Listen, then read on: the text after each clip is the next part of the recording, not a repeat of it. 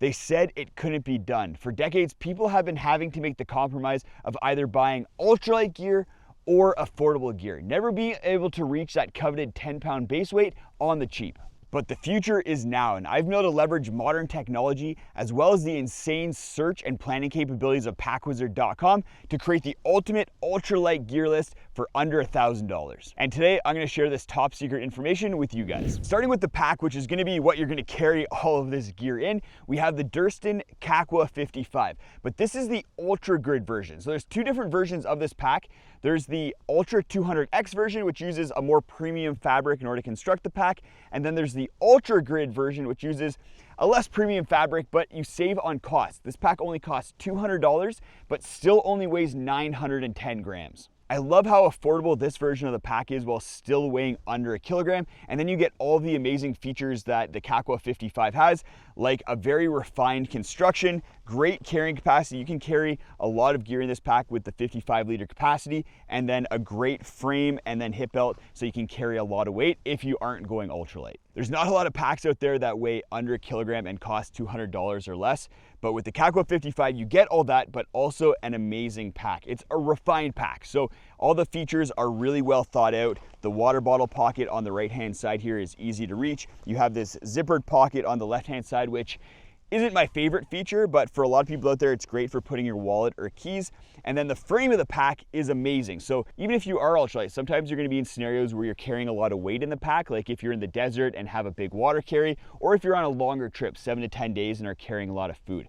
And what's nice about the Kakwa 55 is you have the capacity to hold that food, hold that water, but then the shoulder straps, the frame, and then the hip belt carry weight really well. You transfer weight into the hip belt effectively, so if you are carrying 40, 45, 50 pounds, you're gonna be able to do that really comfortably. While most of the items on this list make some sort of function compromise in order to help meet the weight and price goals, there are a few items like this pack that make essentially no compromises and are just super solid pieces of gear. I'll make sure to highlight the standout items, but also I'll provide some alternative gear options if you want to spend a little bit more money in order to not have as much function compromises with some of the gear. Obviously, getting gear used or on sale is the best way to get the most bang for your buck, and something that I always recommend looking at. Before we dive into the pack and take a look at everything I have inside there, like my cook system, my sleep system, some clothing, there's some items that I store on the outside of my pack that I want to have access to throughout the day. Like my water bottles, I just buy smart water bottles from the gas station, and then I put these little flip caps on top that I buy from Garage Your Own Gear, just to make it a little bit easier to take water out, sip it, and then put it back throughout the day. Other than the water bottles, everything else that I need access to throughout the day, I keep in the big mesh front pocket here. First of all, my rain jacket.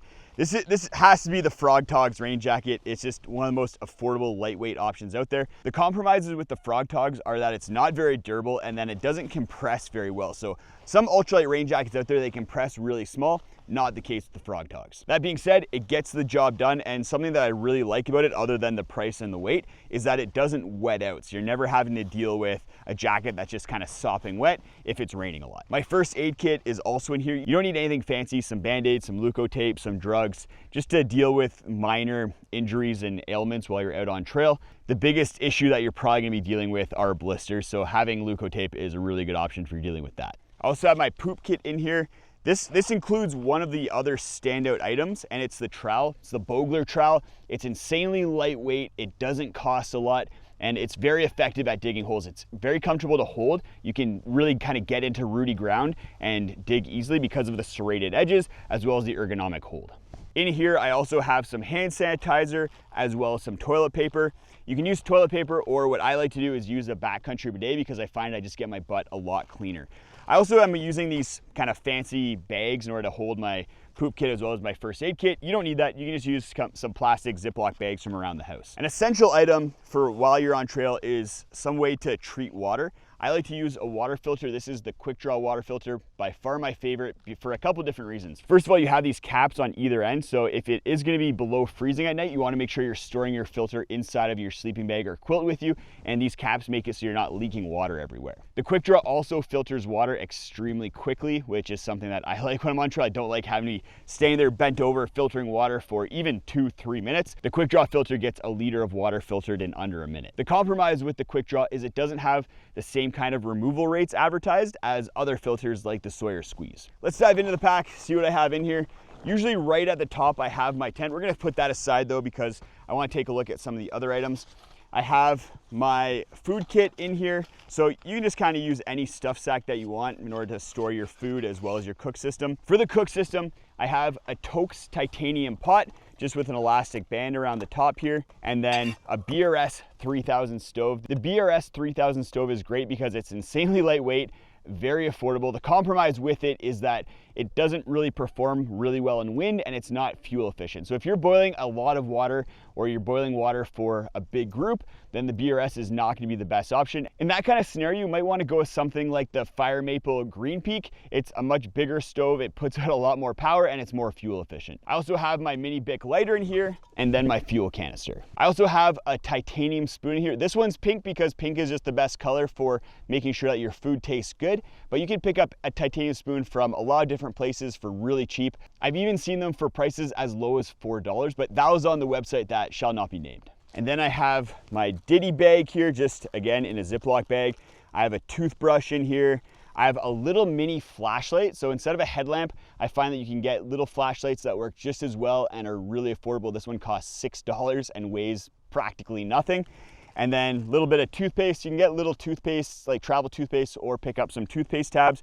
And then I also have a cable in here for my power bank. So I use a 10,000 milliamp power bank from Amazon that's very lightweight and very cost effective. And then this little cable is just a 3-in-1 charging cable. You'll likely have other things in your ditty bag like drugs or earplugs, things like that, that don't necessarily weigh a lot, but are gonna make your trips a lot more enjoyable. Everything else in here has to do with clothing and sleep system. So I'm gonna go get the tent set up, get the sleep system set up, and then we'll share that with you guys. For the tent, we have the 3F UL Lanshan 1 Pro. So this is a one-person tent, but it comes in a 2-person version and it's not that much more expensive and not that much more weight.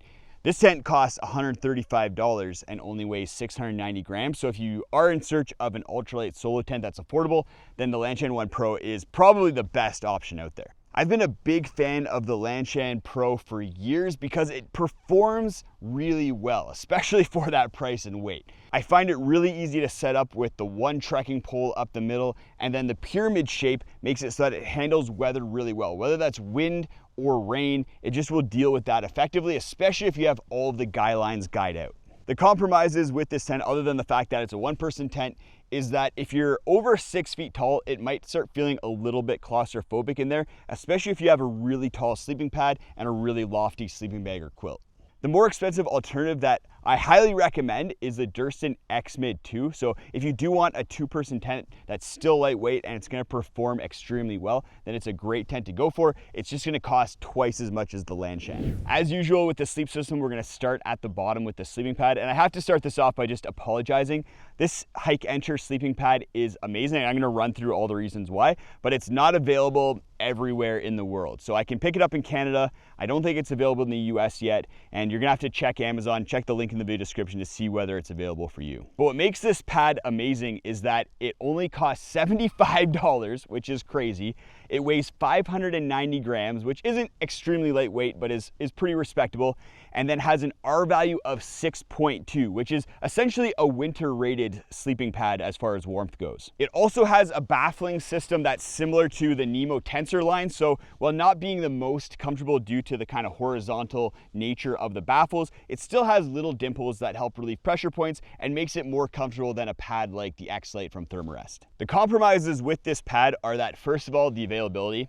Second, the valve on this pad sucks. It's on the tail end here on the bottom, and then just really is not fun to use. It does come with a really good large inflation sack, so it doesn't take a long time to inflate the pad, but to dump air from the valve and everything like that is just a pain in the butt.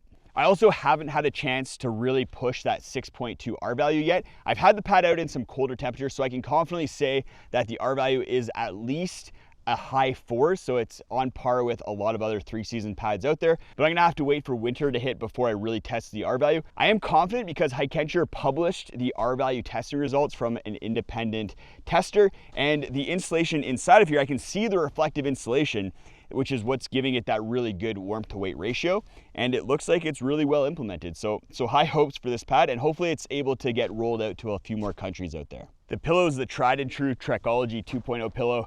This pillow is awesome because it has a pad strap to lock it onto your sleeping pad so you're not chasing it around the tent as you toss and turn throughout the night. Has a really good supportive baffling system, and then is just an all-around really comfortable pillow. The one compromise with this pillow is that it might not be tall enough for people with really broad shoulders who are side sleepers. But the way to get around that is if you don't need to sleep with your hiking pants on, you can take those, put it underneath the pillow, and then it gives it a lot more elevation, or take whatever you might have just laying around, stuff it underneath the pillow, and that's going to give you that extra height so that you're getting pressure relief when you're laying on your side. The Trekology pillow is definitely one of those standout items. It's one of my favorite pieces of gear of all time that I've ever tested because of the weight, the price, and then just how well it performs when I'm sleeping on trail. This pillow is insanely comfortable for the price and weight. For the top insulation, I have a quilt here that was a recommendation from you guys. I was kind of lamenting the fact that the hammock gear Econo Burrow was discontinued and there weren't really any affordable quilt options out there. And then I received a lot of comments from you recommending the Featherstone Moondance quilt, and it hasn't disappointed. It has really good specs, 850 fill power down, 10 denier shell fabric. It comes with a draft collar as well as pad straps, and then a neck cinch and a neck snap. Everything you basically need from a quilt. It's comfort rated to 36 degrees Fahrenheit. Limit rated down to 25 degrees Fahrenheit. I've tested it down to just below freezing, and I was toasty warm in this quilt. That being said, I do sleep a little bit warmer, and this quilt does have some compromises.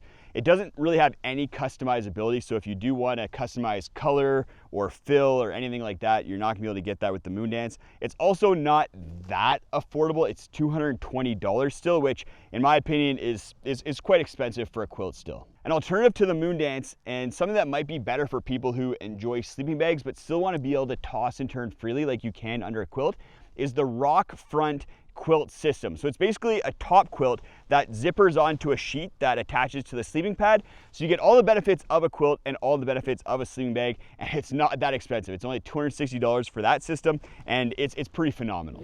For clothing, I kind of just assumed that people going on a backpacking trip already have clothes to hike in, so just use that, whether it's a long sleeve shirt and pants like I have here, as well as some hiking shoes, whatever you have, it's gonna work.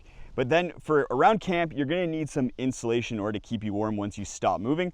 And for that, I have, first of all, a down jacket. So this is a Decathlon MT100 down jacket. It's one of the best affordable options out there. This is a standout item because for down jackets, a lot of the time you're either paying $300, $400, $500, or you're getting crappy jackets off Amazon for under $100. The MT100 costs $100, but it has specs that makes it comparable to those jackets that cost hundreds of dollars. Very lightweight, very warm, one of those awesome pieces of gear that's also affordable. The other insulation items that I recommend bringing are some sort of hat or toque if you're Canadian.